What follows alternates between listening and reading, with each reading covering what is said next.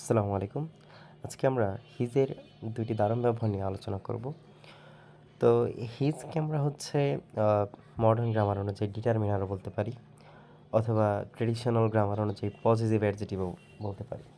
তো এটা হচ্ছে আবার পজিটিভ প্রোনাউন হিসেবেও ব্যবহৃত হতে পারে। দেখুন, এটা কখন হচ্ছে অ্যাডজেটিভ বা ডিটারমিনার হবে আর কখন হচ্ছে প্রোনাউন হিসেবে ব্যবহৃত হবে, এটা আমাদের বুঝতে হবে। তো প্রথমে খেয়াল করুন, Ratul has sold his car.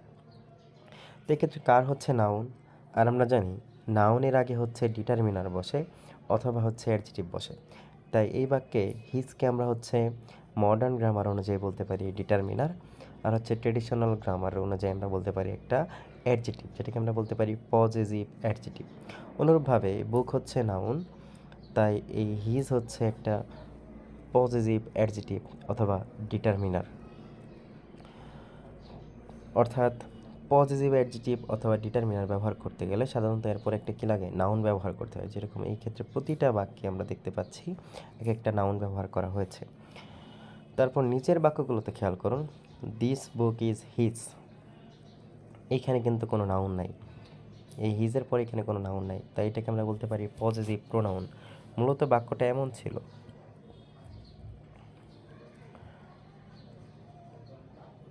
This book is his book. মূলত বাক্যটা এমন ছিল। তো এই বাক্যটা যদি আমরা লিখতাম তাহলে সমস্যা হচ্ছিল, এই বুক শব্দটা বারবার রিপিট হয়ে যাচ্ছিল। তাই হিজ বুক না লিখে আমরা লিখেছি হিজ। এই হিজ মানেই হচ্ছে হিজ বুক, যাতে হচ্ছে নাউনটা রিপিট না করতে হয়। তাই আমরা হচ্ছে পজিটিভ প্রোনাউন ব্যবহার করি, অর্থাৎ পজিটিভ অ্যাডজেটিভ আর নাউনের পরিবর্তে আমরা ইউজ করি পজিটিভ প্রোনাউন, যাতে ও নাউনটাকে আমাকে কি রিপিট না করতে হয়। তনুভাবে এই ক্ষেত্রে খেয়াল করুন, হিজ একা বসেছে, তাই এটা কি একটা প্রোনাউন, অর্থাৎ সে যখন একা বসে সে কি হয়ে যায়, একটা প্রোনাউন। অর্থাৎ মূলত বাক্যটা এমন ছিল, his book, his choice, the choice was his choice. তো এটা লিখলে হচ্ছে চয়েসটা রিপিট হয়ে যেত, তাই হিজ চয়েস না লিখে আমরা হিজ লিখেছি।